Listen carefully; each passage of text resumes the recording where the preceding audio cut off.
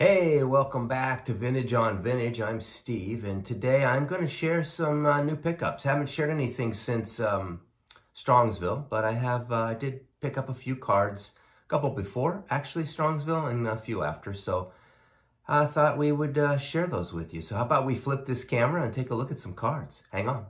Okay, so the first couple cards I want to share with you are actually cards from Bargain Hunters, which is a new series John P. and I are doing. The first episode we did was this guy right here, Willie Stargell, 35 bucks. And I know I shared these on those episodes, but you know, my camera, I'm recording those off my computer and I don't think it does it justice. So I just wanted to get you guys a close-up of this. This was episode 1. I picked up Mr. Stargell here for $35. Boy, I love this pickup. Episode 2 was Ernie Banks, and we had 20 bucks to spend. And here's how I spent my 20 on this beautiful 69, 68 home run leaders with McCovey, Dick Allen, and Ernie Banks on it. And I got that in a 4. Episode 3, we have 25 bucks to spend on Roger Maris. I know John has his card. I've got my card. So now it's just a matter of us being able to find time to make the video. So looking forward to doing that. I hope you guys will watch it. I had Dylan had another Whatnot sell a while back, and I picked up 3 cards. The first one is this 1961 Ted Kluszewski. You know, I didn't have any clue in my collection at all. I thought this card was really pretty well centered, and I just wanted it. This was towards the end of his career. You know, he started playing, I think, in the late 40s. So his career was winding down here, but still a pretty good looking card. Then I picked up my 4th Junior Gilliam from him. So this is the 1956 Junior Gilliam, and I love this card. Little off center, top to bottom, right? But the picture itself is really, really sharp. I'm a big Junior Gilliam fan. I don't think he gets enough credit for what a key player he was for the Dodgers in the 50s and early 60s. And the last card I got from Dylan is this beautiful 1968 Harmon Killebrew Topps game card. You know, I'm a big Killebrew fan. This is a beauty. Dylan in his scoring system thinks it's a 2.5. Yeah, maybe. Could be even better. You know, I think you might have got this one a little light, Dylan. We may find out. I may send this one in at some point to get graded. But look at that beauty. Love that card. Next, 4 cards. I was inspired by Terry, TJ Mack, Vintage Cards and Collectibles. You know, he did a video where he was talking about Sonny Jurgensen, and in the comments, he and I started talking about those Redskins teams, and one of my favorite and his favorite players, I believe also, this guy right here, Larry Brown. Larry Brown, you know, he was a really, really good ball player when I was growing up, you know, especially in around 72, 73 when I was a kid, and this is my favorite card of his. I had this one, I had this card, I still do, from my childhood, but it's a little more beat up. So I picked up a nicer version I think I got this for like $3, $2.50. And, you know, I plan to get this one graded just because I'm such a big fan of his. You know, he played 8 years in the NFL, and he was a 4-time Pro Bowler from 69 to 72. And he was the 1972 MVP of the league. So he's been close to getting into the Hall of Fame. I think he deserves to get into the Hall of Fame. I was a big fan. He was undersized, but he played like he was 30 pounds heavier. Here's his rookie card. I picked this one up also. Same time I picked up the last card. Got this one for, I think, ballpark $11.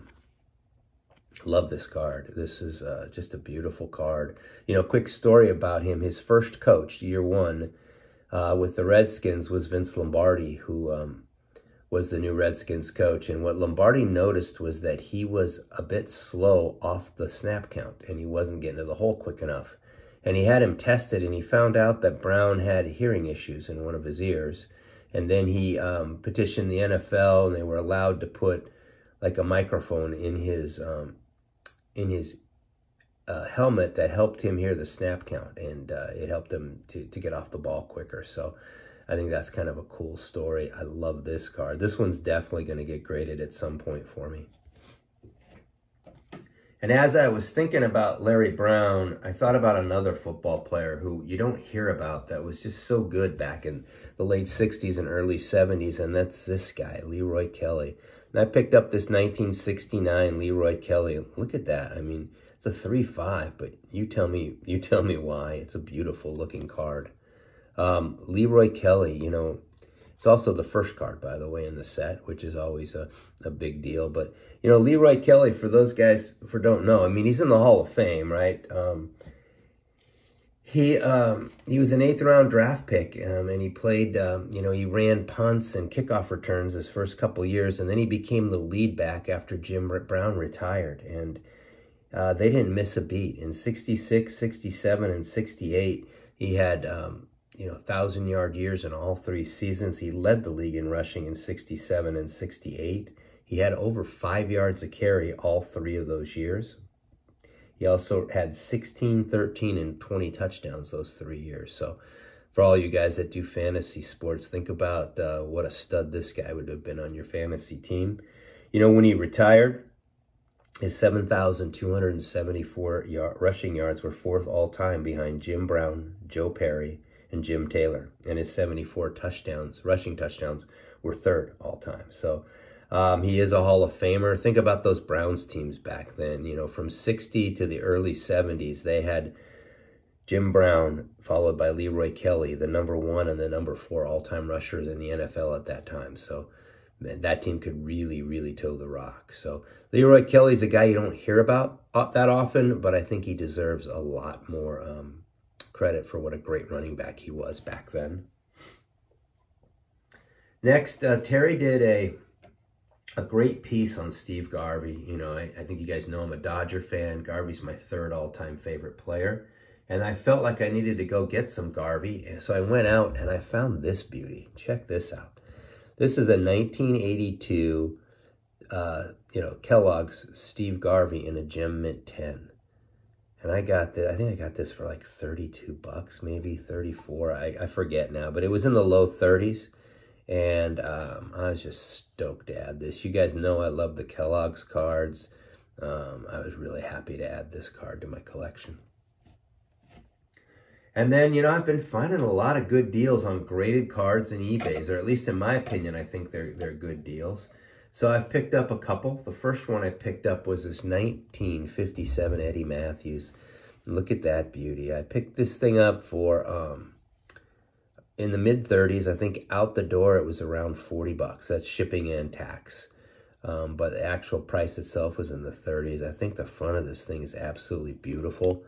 You know, if you look in the back, it's got a stain there. And that's probably what held it back a bit. But I don't care. You know, I'm a big Ed Matthews fan, and I love this card. And then this next card, wow, was I glad to have won the auction on this card. I picked up this 1961 Willie McCovey. So it's a 2nd year McCovey. You know, he has such great cards. Look, this is one of my favorites, though. I just love the pose. And I will tell you, it's probably my favorite McCovey card. The one card of his I don't like is his rookie card. I'm not a big fan of the 1960 McCovey card for some reason. I'd much rather own this card.